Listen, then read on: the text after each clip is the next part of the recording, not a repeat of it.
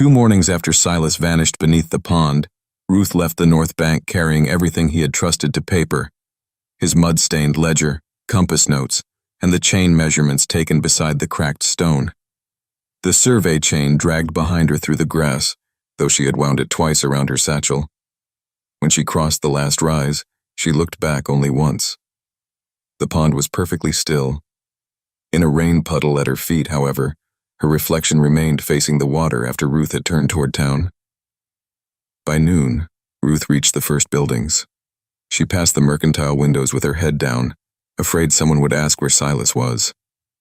In the glass, her reflection walked beside her 1 step late. Ruth stopped.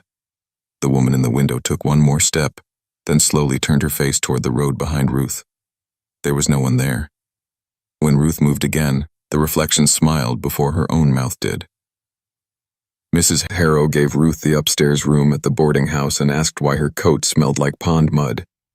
Ruth said Silas had fallen and that men would search in the morning. She did not say the water had pulled him through a spring with no bottom. As Mrs. Harrow carried the lamp upstairs, Ruth saw both of them reflected in the parlor mirror. Mrs. Harrow climbed the stairs. Ruth's reflection stayed below, holding Silas's ledger against its chest like a rescued child. Ruth locked herself in the washroom and scrubbed the black mud from her hands. The basin water turned gray, then clear. Her reflection looked exhausted, pale, and older than 33. Ruth reached for the towel. The woman in the water reached first.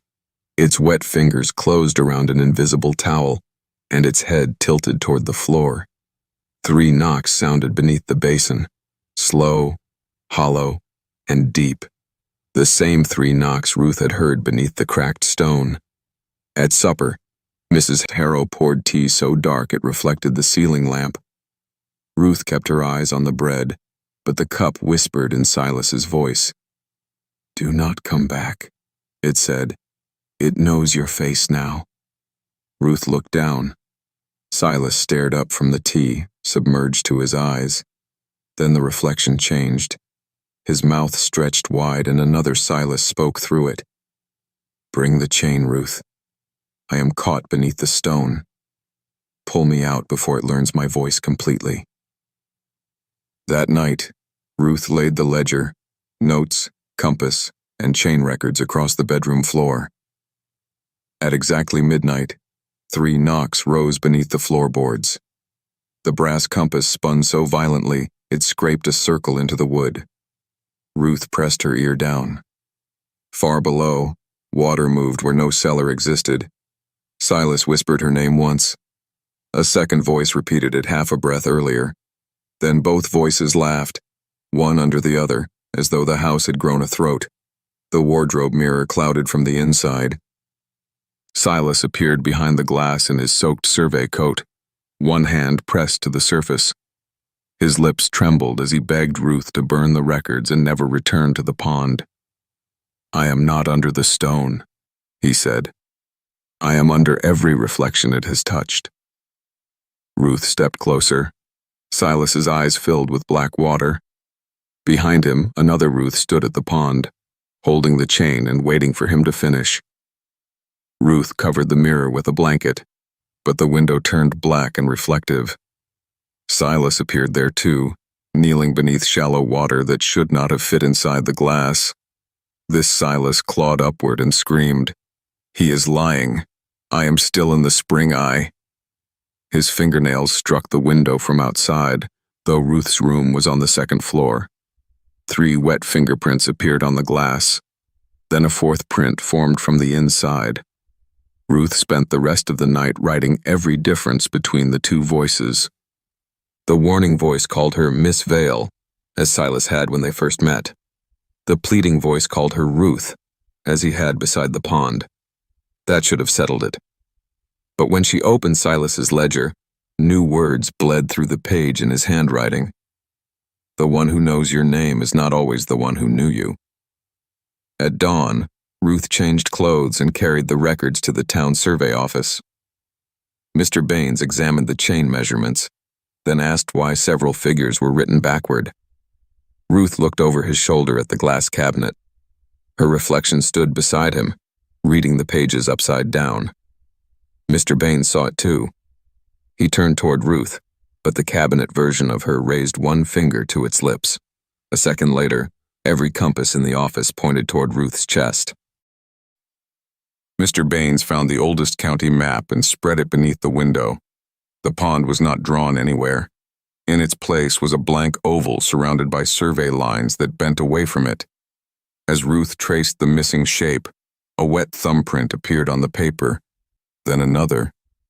They crossed the map like footsteps, stopping at the inked square of the boarding house.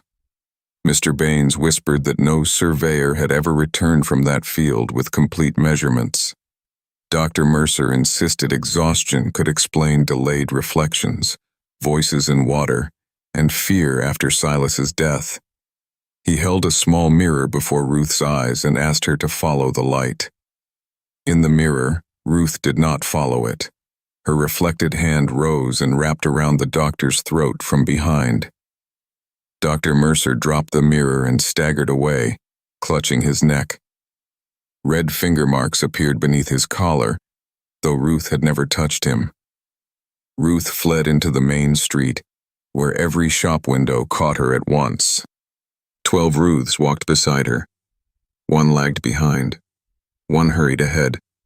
One stood completely still.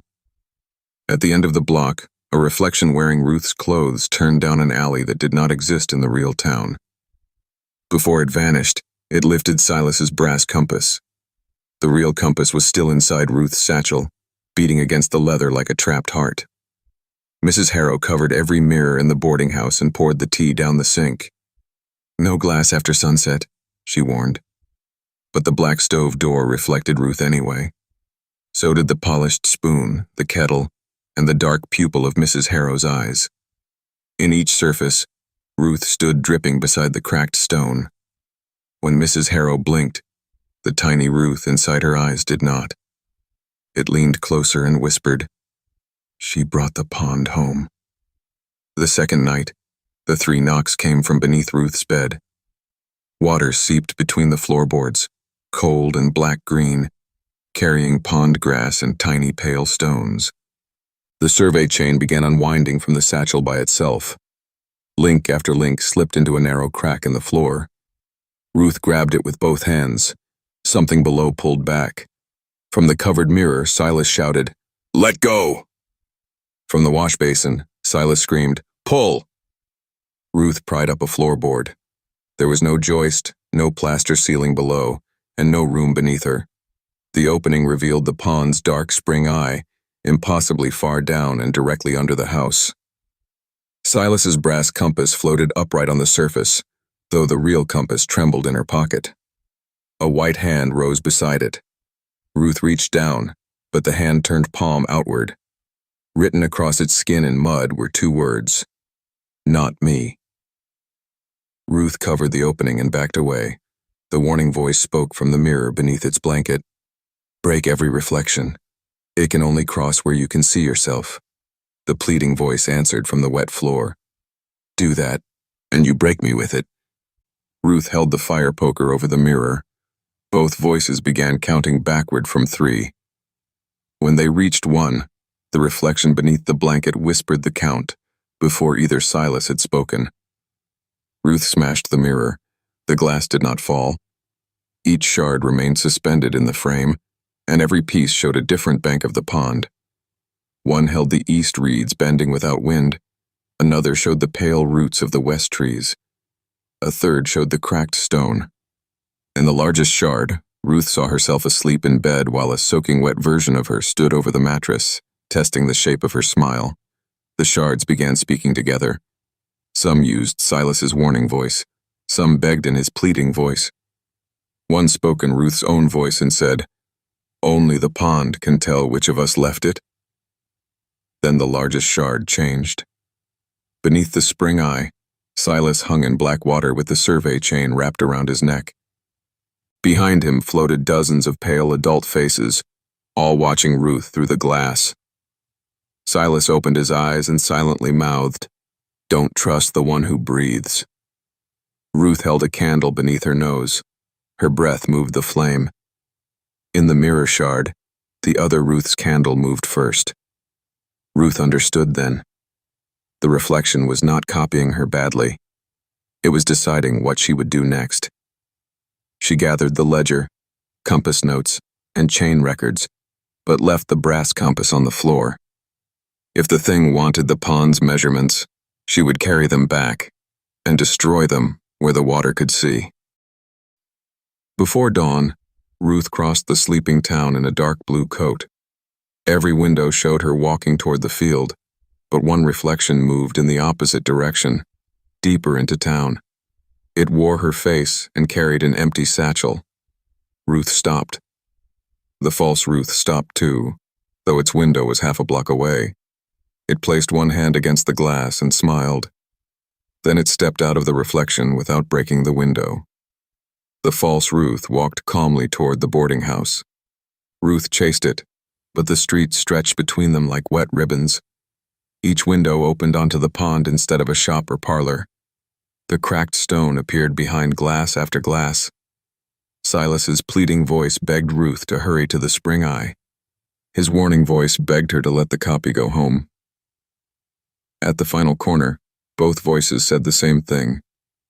Only one of you can leave the pond twice.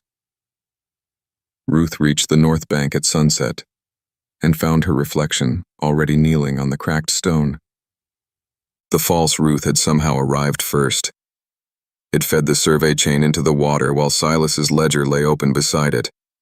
Every page turned by itself. The pond remained smooth, but beneath the surface hundreds of adult reflections crowded upward, shoulder to shoulder. None belonged to people standing on the shore. Ruth seized the chain. The false Ruth pulled from the other end. Between them, the links tightened across the cracked stone and sank toward the spring eye. Silas rose beneath the water, one hand reaching up. "Ruth," he begged. Both versions of his voice spoke from the pond at once. The false Ruth smiled. "He was never asking you to pull him out." The chain snapped tight around Ruth's ankle. "He was asking me to pull you back in." The next morning, Mrs. Harrow saw Ruth return to town alone. Her clothes were dry. Her smile arrived at exactly the right time. She burned Silas's ledger, compass notes, and chain records in the kitchen stove, then asked for dark tea. Beneath the boarding house floor, 3 knocks sounded. The woman at the table did not react. In her teacup, the real Ruth beat both fists against black water while Silas held her down. The Ruth who came home lifted the cup and drank until the reflection was gone. The ending means the Ruth who returns to town is not the real Ruth. She is the reflection copy created by the pond. At the pond, the chain was never truly being used to rescue Silas. It was a trap meant to pull the real Ruth back into the water and let her reflection take her place. The false Ruth understood this before Ruth did, which is why she stayed calm, smiled, and seemed to move ahead of Ruth throughout the story. When the false Ruth comes home dry, burns the records, and calmly drinks the tea, she is destroying the evidence that could reveal what happened. The real Ruth is now trapped inside the pond's network of reflections with Silas. Her upside-down image in the tea shows that she is beneath the surface, reversed from the living world, struggling where no one can hear her. Silas holding Ruth down can be understood in 2 ways. Either the pond is using Silas's body to keep her trapped, or Silas has learned that struggling only helps the pond create more reflections. His earlier warning, "Don't trust the one who breathes," meant that the living-looking Ruth was the imposter. The false Ruth breathes, walks, smiles, and appears normal, while the real Ruth has become only an image beneath reflective surfaces. The final 3 knocks beneath the floor prove the haunting is not over. The pond has not physically moved into town, but its influence now lives wherever the false Ruth goes. By drinking the tea until Ruth's reflection disappears, the copy symbolically silences the original and completes the replacement. So the final horror is this: Ruth did come home, but only her reflection did. Thanks for watching.